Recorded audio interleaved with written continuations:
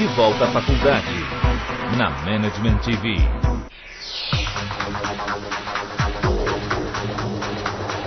I was just wondering, what would you consider to be the worst investment you've ever made? The worst investment I ever made? How long do you have? I received an email a couple weeks back from you, and it said that if I forwarded it to 20 people, I'd get $10,000. I still haven't seen the money yet.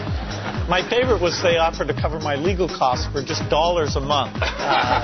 What do you think are some of the most important or most challenging societal issues that we face? I think the issues of equity. We got lucky tickets in life. We got a ticket that said American. We got a ticket that said intelligent. What is the best piece of advice you've ever been given? What did I tell you that impressed you the most? The world's richest billionaires, Warren Buffett and Bill Gates, give students advice on how to get a job, how to find success, and how to help change the world. Coming next on Buffett and Gates Go Back to School.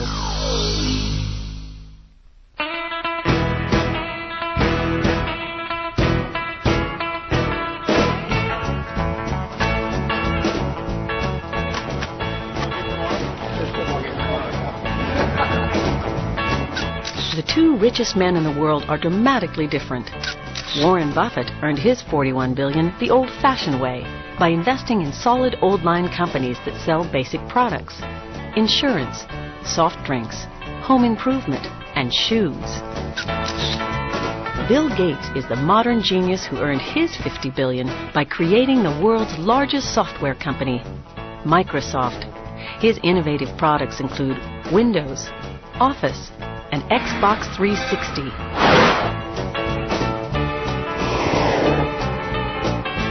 In spite of their differences, the two men are close friends, and they share a common passion: interacting with America's brightest students. Today, Buffett has invited Gates to join him in a dialogue with students from the University of Nebraska School of Business Administration. Buffett earned his bachelor's degree here in 1950. There was a girl I had a big crush on, and she was paying no attention to me. She was going with some guy that played the ukulele, and I thought, it must be because of the ukulele, so I got a ukulele and learned to play it. She still ignored me. Both men relished the opportunity to engage in spirited discussion with members of the next generation of business leaders. The one condition they placed on this event is that no faculty, staff, parents, or reporters will be allowed to talk. Only students will ask the questions. We're all pretty excited just to have the opportunity to meet with the two richest people in the world. There's a lot of questions.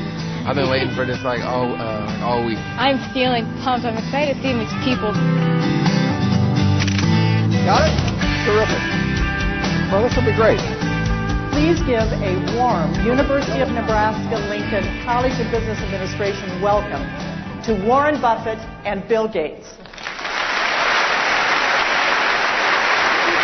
As the men take their seats, students selected by the faculty of the business college are ready with questions that have not been shared with either Buffett or Gates. The students begin with one of the most difficult questions facing business today. Hello. Hi. My name's Kim Martin. I'm a senior finance major here at the university. My question is, how do you instill ethical leadership throughout your organization? And to begin with, how do you know that the management one level below you is making decisions that would parallel your own? We have all the money we need. You know, we'd like to have more, but we can afford to lose money. But we can't afford to lose reputation, not a shred of reputation. And therefore, I ask the managers, I ask them to judge every action they take, not just by legal standards, although obviously that's the first test, but also by the test, what I call the newspaper test. How would they feel about any given action if they knew it was to be written up the next day in their local paper, to be read by their family, by their friends, by their neighbors, written by a smart but kind of unfriendly reporter. And if it passes that test, it's okay. And I tell them if anything is close to the lines, it's out. And they can always call me if they wanted to check something. But if they call me, there's something wrong with it probably anyway. So, and that's about it. In Microsoft's case, our top management team, the majority of them joined us as right after whatever degree they got, if any. Now, our business in many ways is kind of simple. It's about writing great software. We sit down every year to go through the various things that people have to be careful about. We have products that have high market share. We do business all over the world. So there's some particular dictates, how you work with suppliers, gifts they might come forward with. But it's mainly the seeing these people in action that make us confident about their behavior. I should mention that I am the only college grad up here. Yeah, I'll be taking my Harvard shirt off pretty soon because I didn't complete the whole course, so I didn't think I should leave it on the whole time. Well, they don't allow you to wear it more than half the day, as I understand it, actually. Hi, I'm Tara Steinbach. I'm also a senior finance major at the university. And this is for Mr. Gates. Since you joined the board at Berkshire Hathaway, have you considered possibly taking over for Mr. Buffett when he retires? I'm going to take notes on this one if you don't mind. Yeah, this being on the Berkshire board is a real honor for me. And I just joined the board last December. I have to say it's not very remunerative. I couldn't even make the flight out here on my Berkshire director's fee. I didn't hear that part. But Berkshire's been organized in a very unique way, and of course very different from my business experience, which is all really related to software and what goes on there. So I'm looking forward to being a good advisor, making sure that Berkshire's grooming people for whatever succession eventually has to take place. But it won't be me. Berkshire's got a lot of great people, and they understand the unique system there, and will step up to it. We pay our board, our directors, $900 a year, and I really would like to pay them more, but Bill's so far ahead of me on that Forbes list already. I don't want to give him any ammunition. And seriously, we're very, very lucky. I mean, there are people that would pay anything to have Bill on their board, and it's a real act of friendship that he has come on the Berkshire board. It takes a lot of time. If the rewards are there, they're only psychic, but to have him there, you know, with the small difference in our ages, makes me feel very good. I'm the older, actually. I just explained it. It makes me feel very good to know that I've got people of both of the quality and the experience and everything else to make that decision when I'm not there the next morning. So I'm very grateful. Okay, thank you. Here it comes. Yeah. He's got it. Bring out his high school.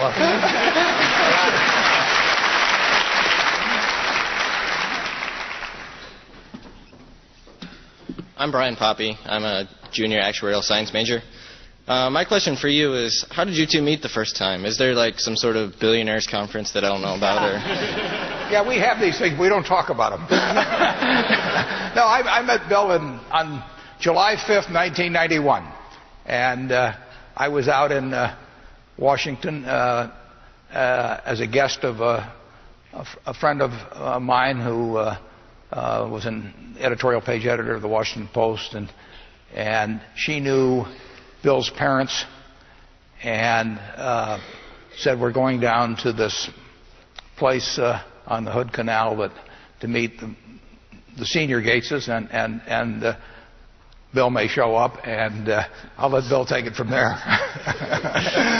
Well, it was a funny event because my mom was very sociable and always, getting people together, and I at this time didn't believe in vacations. I was totally focused on my job, and so when she said to me, "You've got to come out and meet," it was Warren and Catherine Graham and a couple other people.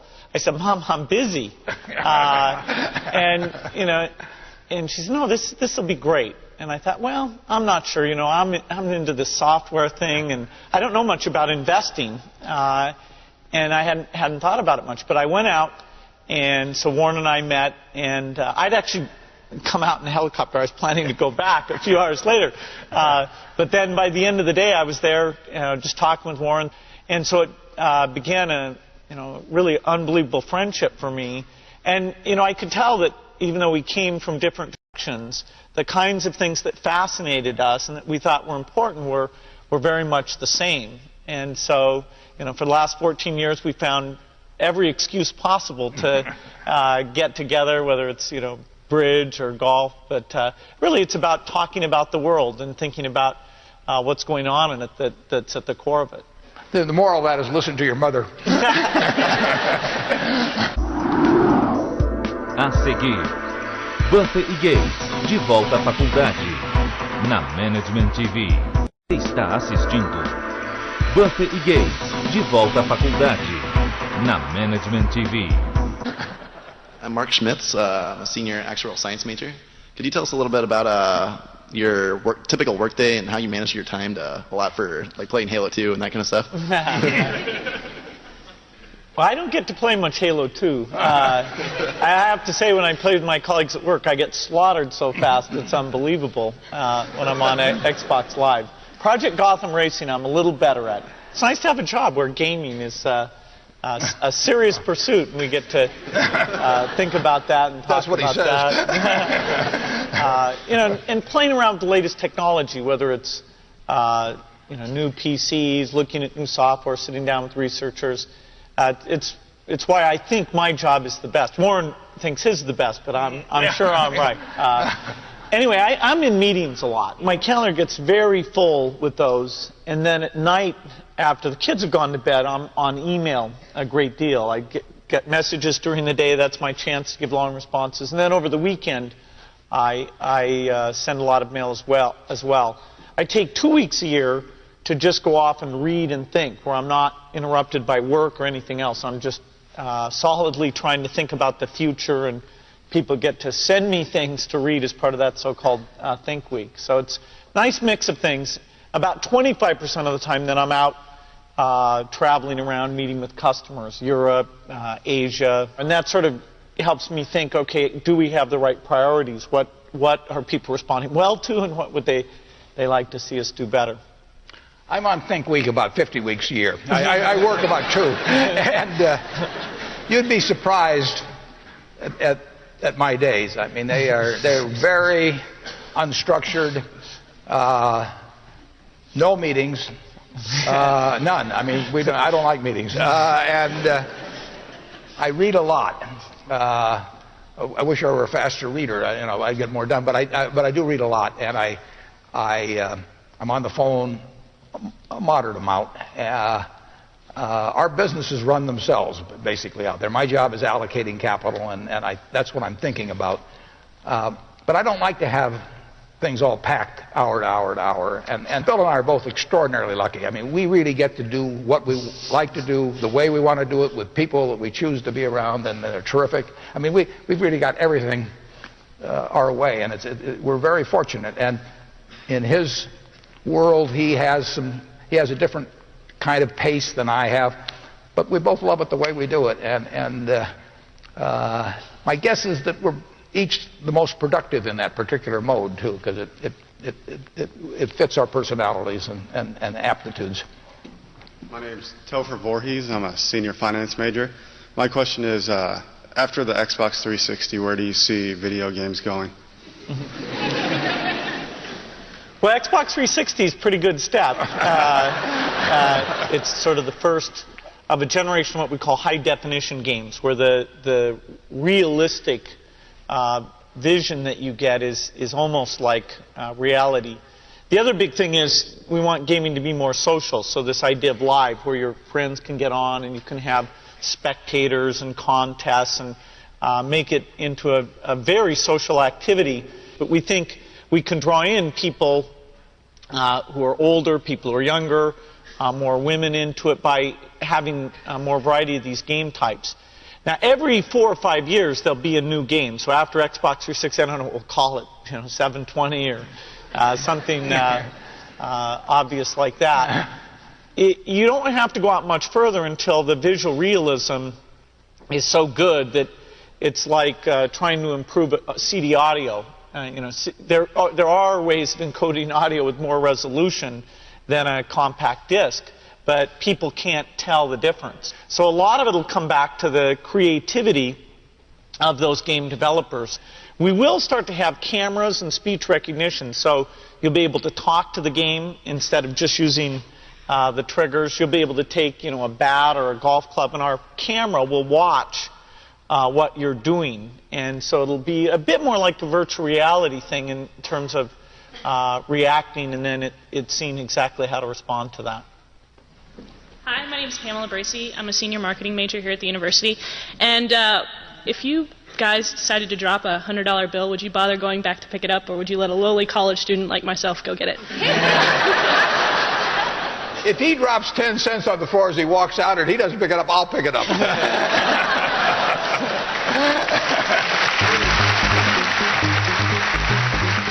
Next, Warren Buffett and Bill Gates give world-class advice to the students about good habits, making mistakes, and keeping their inner scorecard in check. Hi, my name is Nicole Brockhoft, and I am a senior business administration major here at the university. And I was just wondering, what is the best piece of advice you've ever been given, and how has it impacted your personal or professional lives? What did I tell you that impressed you the most? Actually, I can answer that. When first I met Warren, we were talking about getting together and doing something again, and he pulled out his calendar, and the pages were so blank. And I said, wow, you've managed to avoid getting tied into a lot of kind of meaningless activity.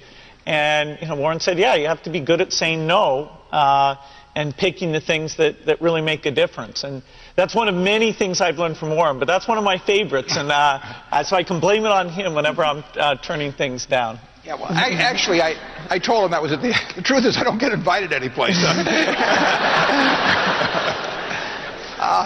I think that, I got an awful lot of good advice from my dad, and he didn't lay it on me. I mean, he just, you picked it up from him, but there was never any of this, do this, do that type of thing at all. But I think he really taught me that it's more important in terms of what's on your inner scorecard than your outer scorecard. I mean, some people get in a position where they're thinking all of the time of what the world's going to think of this or that instead of what they themselves think about it. And if your inner scorecard, if you're comfortable with that, I think you're going to have a pretty happy life. And I think the people that strive too much for the outer scorecard sometimes find that it's a little hollow when they get all through.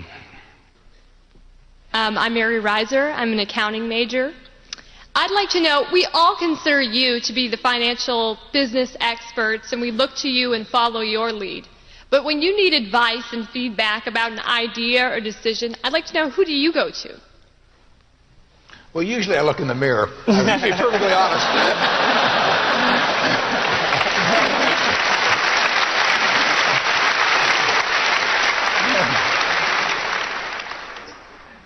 The nature of what I do means I have to think pretty much independently. Because if I take a poll, in effect, I'm going to do what everybody else is doing, and I don't think much of that usually in investments. And so I have to have an environment, I have to have a temperament personally that lets me think for myself. And I've got a terrific partner, a fellow named Charlie Munger. And you can't find anybody any smarter, any better quality of anything. But we think a lot alike. And we do talk things over occasionally, but we don't talk them over very often because I know how he thinks, he knows how I think. He's taught me a lot, and why should I pay for a phone call if I know what he's going to say? So if I need to get a cabinet around to make decisions or anything like that, I probably shouldn't be running the place. That doesn't bother me to have the responsibility for it, but I just don't want to put it up to a vote because I've seen too many, particularly in the investment world, as you get larger and larger groups making the decisions, they get more and more homogenized. And I don't think you will ever get brilliant investment decisions out of a large committee. Yeah, for me, probably the most important decisions I make are a lot like when I pick what technologies the company's going to bet on. Those are a bit like Warren's, where you really have to be willing to be contrary, to leave some things aside and to go into some places that aren't very hot. If you get outside of that technical realm, I'm super lucky. I have Steve Ballmer, who's now CEO of Microsoft, and we're in each other's offices almost every day. He's more of a business type thinker. I'm more of a technology type thinker, but we a little bit have learned what the other one's going to say over the years, so we can give each other a hard time about the positions we expect. Outside of that, if I had some really tough decision, I'd talk to my dad, I'd talk to Warren, I'd talk to my wife Melinda. So I have enough people that know me and actually know where my judgment isn't its strongest, where I might get overexcited about something or forget to think about something. And so they're good at correcting, particularly Melinda, good at correcting whatever those blind spots are. And I think it's good to encourage your friends and advisors to really give them that license. I can go to a party and forget to say hello to various people or something. That's a very minor example of my blind spots. Not to the hostess. Well, Melinda would help me do that. Yeah, she would, So, a small number of people that you can turn to on certain key things is a great asset. And incidentally, at Berkshire, Bill has an integrated business. We have this diverse group out there. But we have 40 managers, and I really encourage them to be doing the same thing. I mean, they run their businesses, and they know how to do it, and they're going to make some mistakes, but they basically make the calls, and they don't have to check with us. It's amazing how decentralized we are in that respect. But we bet on brains, and we bet on people with energy and brains and integrity, and they're going to call most of them right, and I think we would lose an awful lot by having all kinds of layers of committees to review that they had to check with and that sort of thing. I'm Caitlin Polcher. I'm an actuarial science major, and I'm a junior. And you both have several managers working under you, so I was wondering what are some steps that a new entrant into the job market can take to accelerate their journey towards an upper-level management position? Yeah, well, one thing I will tell you that I didn't realize when I was getting out of school is how much the unusual person will jump out at you. I mean, and it isn't because they got 200 IQs or anything like that. It's really because of just how they behave, what they bring, the energy they bring, the commitment they bring, the quality of how they do things, how they treat the people around them, all kinds of things. But you will jump out much more than you might anticipate. One of the things you would want to be sure to do is, whether you like it or not, get very comfortable, it may take a while, with public speaking, for example. I mean, that's an asset that will last you 50 or 60 years, and it's a liability if you don't like doing it or are uncomfortable doing it, that also will last you 50 or 60 years, and it's a necessary skill. But a lot of the skills are just human skills. If you get the best out of people around you, that's a rare talent, and it doesn't correlate with IQ. It correlates with an attitude and toward the world and toward other people. And it's a talent that if you work at early and you're really conscious about it, you don't have to show up other people. You don't have to be smarter than they are or anything else. You want to bring out the best in them. It will pay huge dividends. Certainly, in the business Microsoft is in, the opportunity of an employee after they've been with the company, even say 3 years, people can start to rise. They can rise because they are good at strategy, and that's mostly writing things. They can rise because they're leaders of people. They can rise because they're an individual contributor. And we try to have career paths that are good for each of those things. The ideal person, to be frank, is somebody who's good at all three of those things. And as you get high up in the organization, the jobs really demand great individual thinking skills, being great with people and great with strategy. It's always stunning to me, given how many smart people there are, and in these individual buckets there are quite a few people. But when you want that combination, it's rare. And I don't know why it is. It's possibly, if you're a good individual contributor, that you're given so much slack that you're never encouraged to reach out to other people and get their ideas. But the people who have that right combination, or if they're not good at one of those things, they partner up with someone and draw that missing piece out. Those are very rare. So whenever we're looking at top spots, if we could find more people like that, it'd be a fantastic thing. A seguir, Buffett e Gates, de volta à faculdade, na Management TV. My name is Ryan Menlick. I'm from Omaha, Nebraska. I'm a senior accounting major. And my question, Mr. Gates, is I received an email a couple weeks back from you, and it said that if I forwarded it to 20 people, I'd get $10,000. I still haven't seen the money yet. How do you think you got to be number one on that list? Yeah, I get a lot of that spam email myself. My favorite was they offered to cover my legal costs for just $1 a month. So I'm trying to track those people down. No, but in all seriousness, when you were just beginning your career, what sort of things do you think made a big impact in your success? What habits did you develop, and kind of what sort of things could you pass on to us as younger people? I had one habit that I developed when I was at college that was actually a very bad habit, which was I like to show people that I didn't do any work and that I didn't go to classes and I didn't care. And then at the very last minute, like 2 days before the test, I'd get serious about it. And people thought that was funny. That was my positioning, the guy who did nothing until the last minute.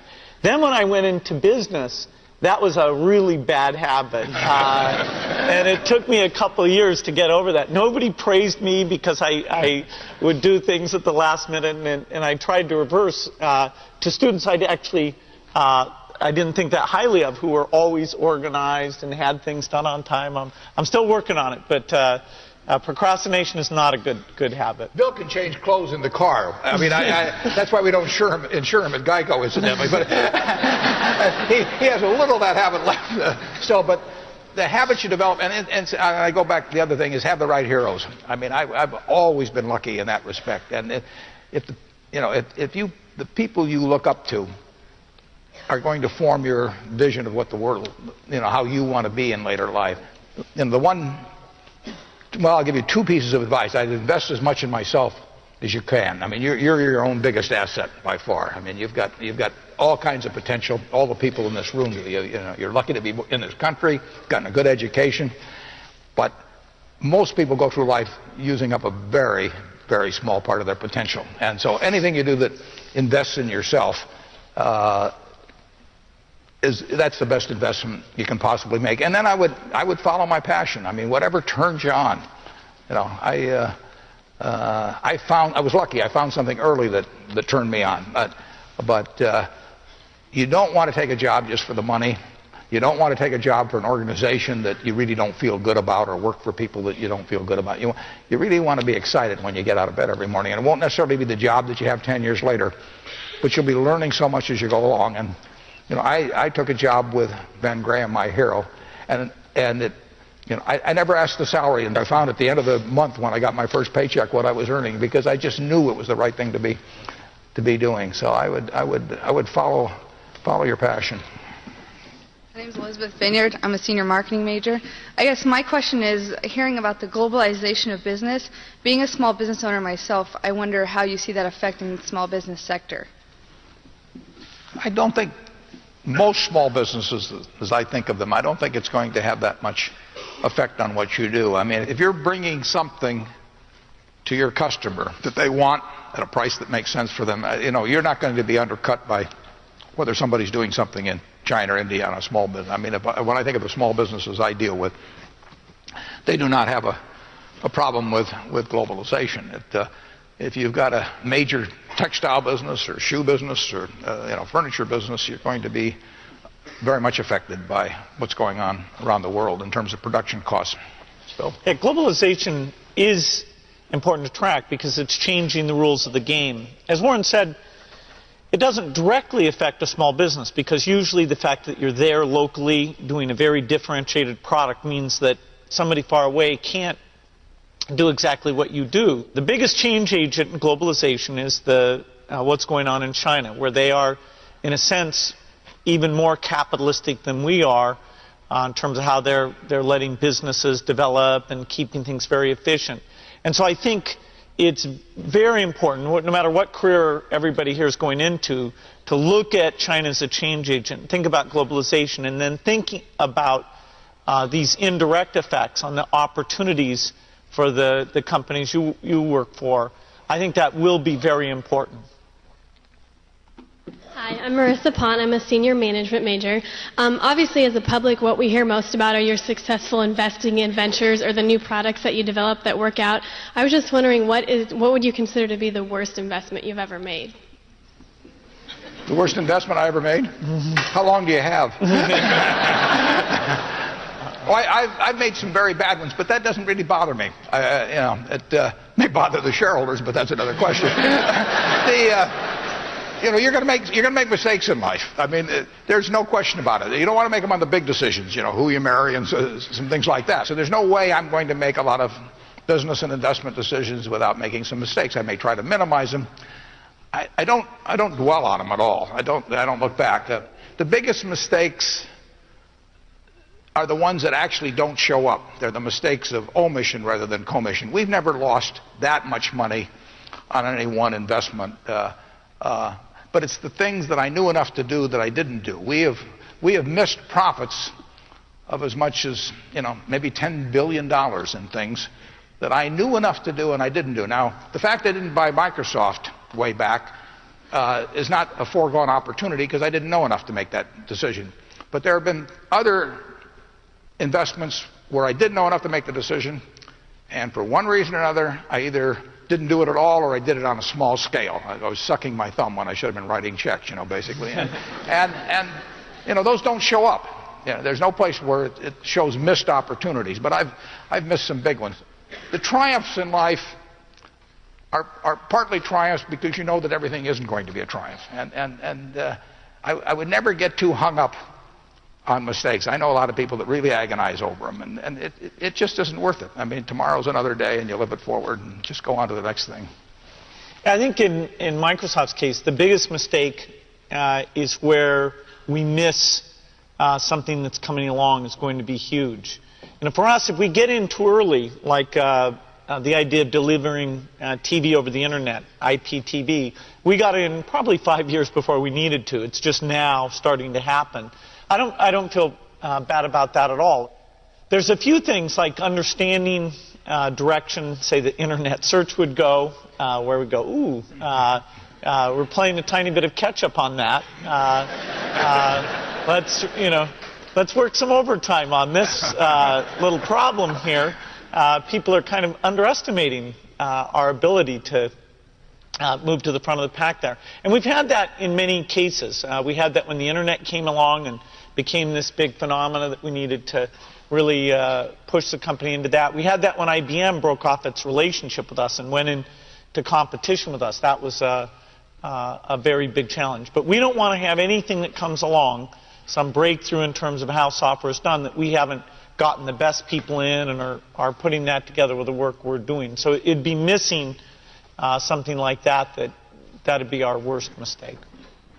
Hi, my name is Morel Wax, and I'm a freshman international business major. How much money, as you guys being both billionaires, do you guys carry in your wallet at any given time? How much we got in our wallet? Well, I can answer that because we're going to go this evening we're going to get in a poker game. Okay. And it's a $500 buy-in. And so I made very sure that I had at least $500 in my wallet. And I have a little more than that, but I don't carry around a lot of money. Bill? No, actually, a lot of times it's weird. I don't carry a wallet at all. What I do carry is bridge problems, so that if I get in a line or things are slow, or even when I'm driving, I like to have something mental to work on. He better have $500 tonight, though. Yeah.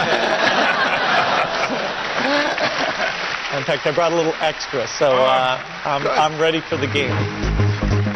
As the event nears its end, students ask questions about how they can change the world. And Warren Buffett and Bill Gates offer surprising insight into the true nature of success. Hi, my name is Stephanie Tompkins. I'm a senior economics major. A lot of us are pursuing higher education because we want to leave the world a better place than the one we found it. And that's terrific. As one person at the end of the day who can actually affect tremendous amounts of people and ideas, how do you make your decisions? You're changing the world every day. I mean, if it's nothing but the children you have. I mean, you are forming their view of the world, and you do it every day. So you are a teacher. But with the people around you, one of the best things in life to do is to surround yourself with high-grade people, because you will behave as the people around you do, but they in turn are getting it from you. It's kind of like a planetary system, and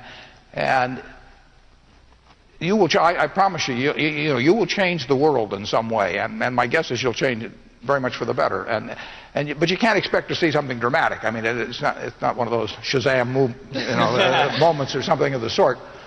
But you by how you're behaving are affecting other people, setting an example for other people. But you will find ways to leave a better world than you entered.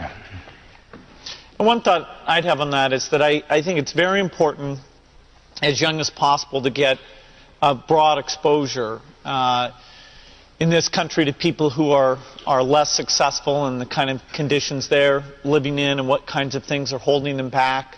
Is education working to tap into people's talents and giving them the equal opportunity we believe in? And then ideally to get in many places in the world where living conditions aren't nearly what they are here in the United States.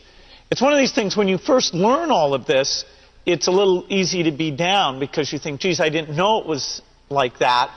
Things are improving, and the opportunity for capable people to jump in, whether it's helping with medicines, helping with education, a small number of people can actually make a very dramatic difference.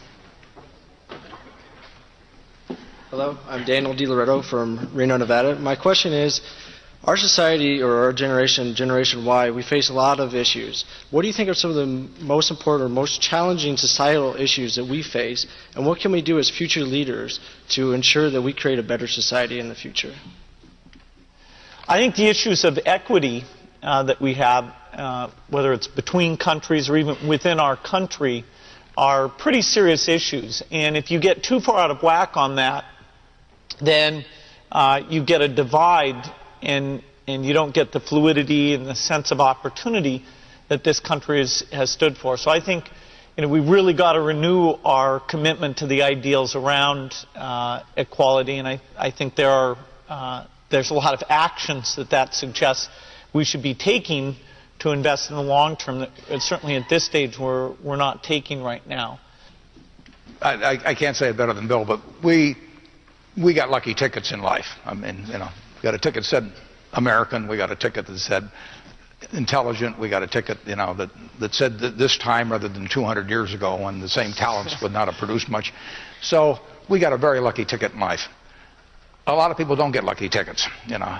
We were over in China together 10 years ago, and we saw some people that wouldn't make any difference what their brain power was or anything else. They weren't going to have a chance, at least for a long, long time. I think we've got to do a much better job of not only taking care of the people that get the bad tickets in this country, but in doing what Bill and Melinda have done, which is going around the world and helping those people have things that we regard as absolute, givens in our society. I mean, Bill has taken vaccines to people around the world that die at very young ages, and families that get destroyed, and all kinds of things, for things that we could do something about. Those are the things that we should be working on in your generation. A seguir, Buffett e Gates, de volta à faculdade, na Management TV.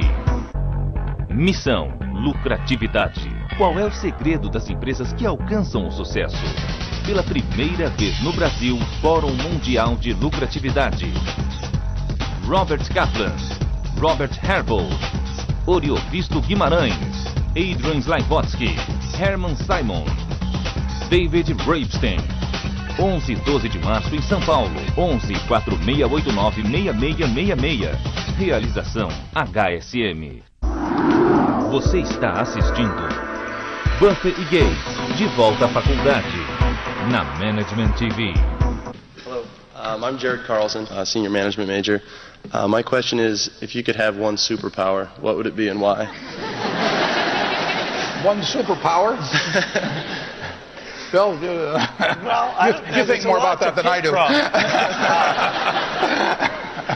I don't know. Extending one's lifetime would be a reasonable thing. Yeah, I'll take notes if you have anything to say on that. I don't think being able to get rid of competitors, that wouldn't be much fun. That'd be like hitting a hole-in-one all the time. Being able to read super fast, that'd be nice. That'd be huge. That'd be huge. Well, Bill can read. I mean, he reads about 3 times as fast. And just think of, I mean, I probably wasted 10 years reading slowly. But, no, if you're talking about granting a wish, I mean, what you would the type of thing. I mean, what you really would hope is that somehow you could reduce the threat posed by nuclear knowledge in the world. I mean, that's going to be the great problem of mankind in your lifetime. And the knowledge is out of the bottle. The genie's out of the bottle on that. And you have a lot of evil people in the world. And then the question is, how do you prevent intent of evil people coupled with knowledge, which has now gotten more widespread, to interact in a way where huge amounts of damage are done to people throughout the world? And I think that's the most intelligent thing to work on philanthropically, for example, but I don't know how to do it very well. We do a little, but that's, that would be the wish. But the reason it's just kind of a dream is because the problem is so tough. Hi, my name is Kristen Lovegrove. I'm a senior finance major. In our society that's so material and you and your families are so well off, how do you ensure that your children value things that aren't material and things that will truly make them happy in the end? Well, I was a little lucky in that respect, in that my kids didn't think I was rich, and I wasn't rich for a while. I mean, but even after I was, we lived in the same house. There's only one house they've known in their life in terms of a primary home, and they went to public schools in Omaha, and we lived in a neighborhood where, and we still do, where the average income's probably more or less average for Omaha. So they really didn't have that problem. My kids didn't even know what I did. I mean, partly because I couldn't explain it very well, but they did not grow up in a rich environment. Now those situations different, and just in terms of being a celebrity and all of that sort of thing, and that came late enough with me that it didn't really pose problems for the family. But it has to be it's a significant factor, and I'll turn over to Bill. Yeah, I can verify what Warren said about his house. I was very excited to go visit, think, what has he done? What amazing things is he going to have? And I went into his dining room. He didn't even have seats on the chairs. And he didn't even know they were missing either. So I don't... There's no hurry on these things, Bill. I mean... I think it is tough, and perhaps particularly so when children grow up and have a very nice house and they think, what are the real limitations? I do think there's some very basic things around giving them an allowance at a young age and sticking to that and having them decide, okay, you want to buy a candy bar today, that means you can't buy one in the future, and start to figure out that there are real limits. I do think we're lucky that our children will get to go to Africa and Asia and see how people live, and even from a young age understand that the United States is statistically an aberration, that the lifestyles we have, we should wish that many decades in the future that the world at large can live in these same ways, and hope that people treat them in a normal way and treat them for what they're actually good at. That would bother me a lot if they were being approached because somebody thought they could influence something. It's an awful thing. Every kid should be evaluated based on who they are and what they're doing. Our kids are rich or are going to be rich by the standards of the world. They don't think they're going to inherit a significant portion of the fortunes of either of us. I mean, 99% of what I have, it'll go to philanthropy one way or another, and Bill has the same attitude, basically, that we are not going to turn out some super wealthy kids. They'll be wealthy. I mean, there's no question about that. But the idea of dynastic fortunes, I find it turns me off. I don't think it's what America's about. I don't think, if you talk about equality of opportunity in this country and really having everybody with talents having a fair shot at getting the brass ring and all of that, the idea that you hand huge positions in society on simply because someone came from the right, I find that, I just think it's almost un-American. My name is Matthew Bodie. I'm a senior from Elgin, Nebraska. Several Eastern European countries have successfully enacted a flat income tax, and now there is growing pressure in Western Europe to do the same. Would you support the United States adopting a flat income tax, and why or why not? Well, I wouldn't support it. You'd be amazed how flat it is already. If you look at both the payroll tax, which is over 12% now, and that applies on the first $80,000 or $90,000 of income. So Bill and I pay practically none of that in relation to our income. The people that work for us, it's a big, big tax. So if you take the tax that my assistant or anybody in our office pays, they've got 12% on that first $80,000 or $90,000, and then they have the income tax. And their tax rate, literally, in many cases, is not, well, it's the same and maybe even higher than my own tax rate, since they cut the rate on capital gains to 15% and dividends to 15%. So what has gone on in this country in the last, well, in very recent years, is a huge benefit to the very rich, and not that much relief to people down below. And people, when you read about tax rates, they usually leave out the payroll tax, and they don't refer to this 12 and a fraction percent. So we have come, in my view, to a taxation system that's much too flat in this country, and frankly, I think that Bill and I should have a higher tax rate on the income we get. We pay a lot of taxes, but it's really at a very low rate, and it's a rate that's less than half the tax rate that I was paying 25 years ago when I was making a lot less money. They have really taken care of the rich. Yeah, I go along with that wholeheartedly. I think we probably need a more progressive system as we look to balance the budget, that at some point I think people recognize that needs to be done. Probably one of the ways that will be done is that the rich should bear a somewhat higher proportion of the burden than they do today. Very large fortunes never go through an income tax. Maybe it's a little ironic, but both Warren and I would say things in several aspects of the tax system should be more progressive. I could spend the rest of my life, and I could have done this 20 years ago, and actually pay no federal income tax, because I could have taken my Berkshire Hathaway stock, borrowed some money against it every year to live on, and when I died, then the estate would pay off the debt on it. But I could have gone through my life, a good bit of my life, without paying any income tax whatsoever. And I frankly think it's very unfair. Hi, my name is Dan Senft. I'm a senior finance major. My question is, the Forbes 400 puts your collective net worth at $91 billion. By comparison, that figure exceeds the combined gross domestic product of the bottom 70 nations in the world.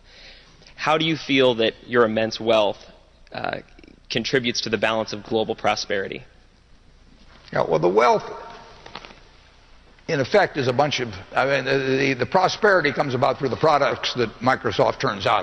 They're changing the lives of millions and millions of people. In the process, you get these eventual claim checks on society's output. These little pieces of paper that I've got in a vault called stock certificates, can be turned in at some point to get goods and services of one sort or another. Basically, the money is going to go in a way that we think will have the most impact, beneficial impact on society, viewed on a global basis, not just on a national or regional basis.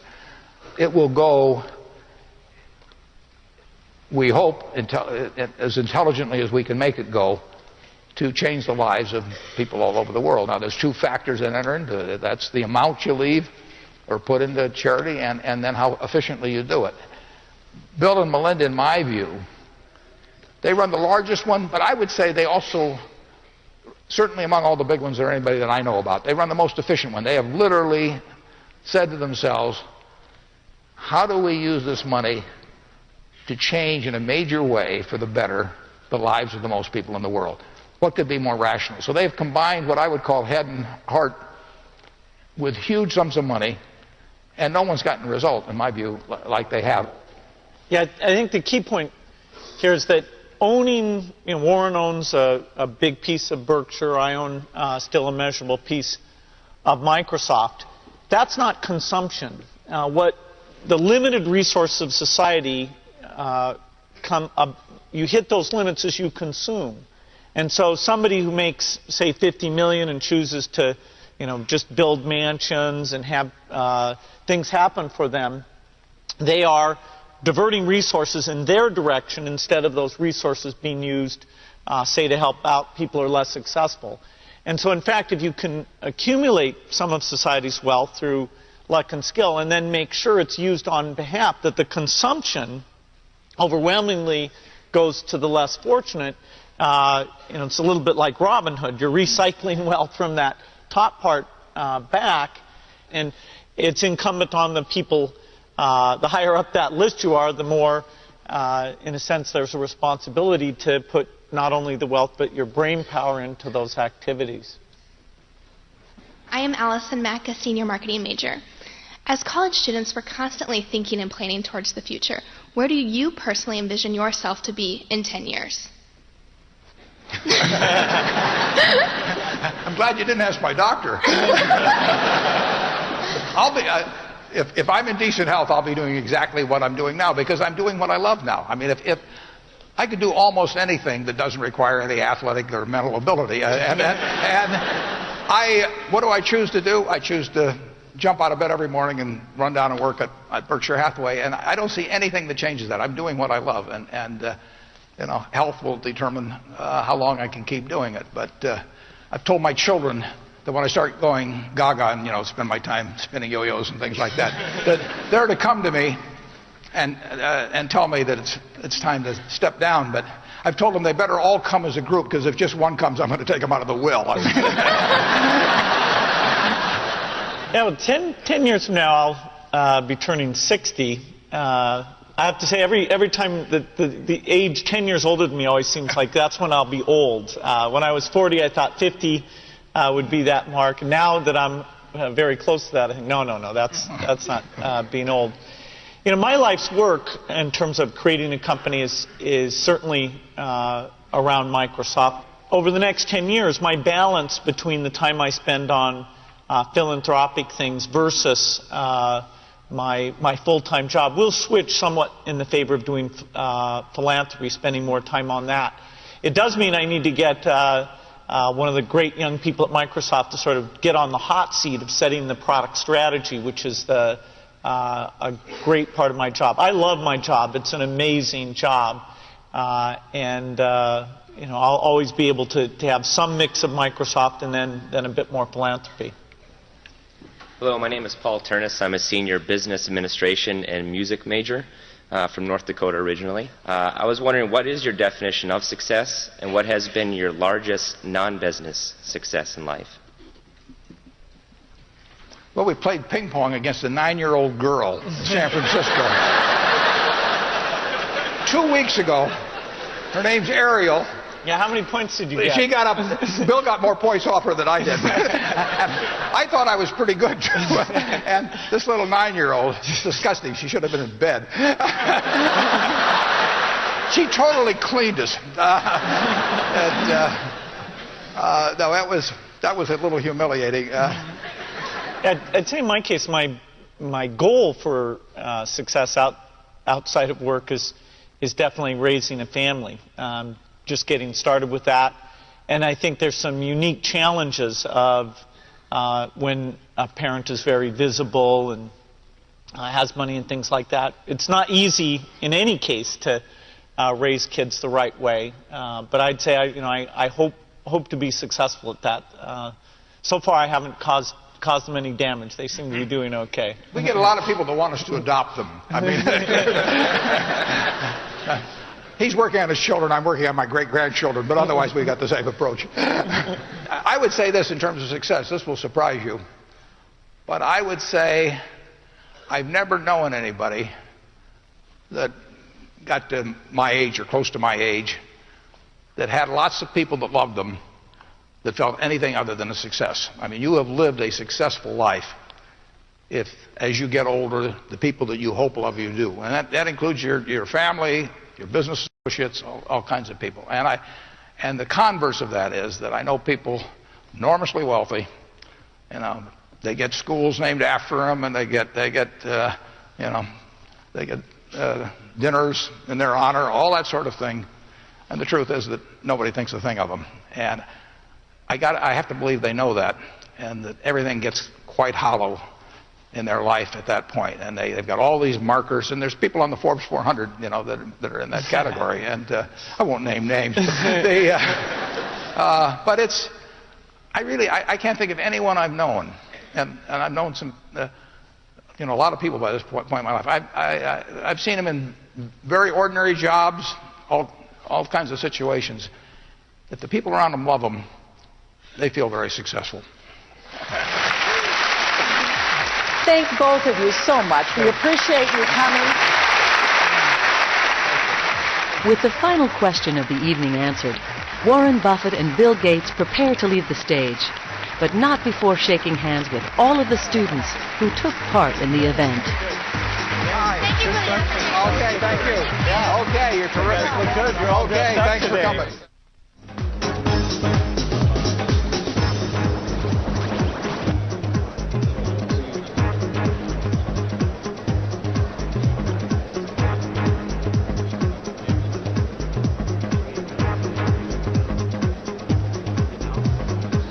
The bridge is a great game. I advise all of you to take it up. There's no game like it.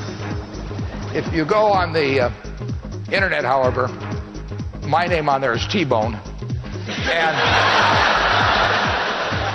And Bill's name is Challenger, but he spells it C-H-A-L-N-E-N-G-R. A seguir, World Business, na Management TV.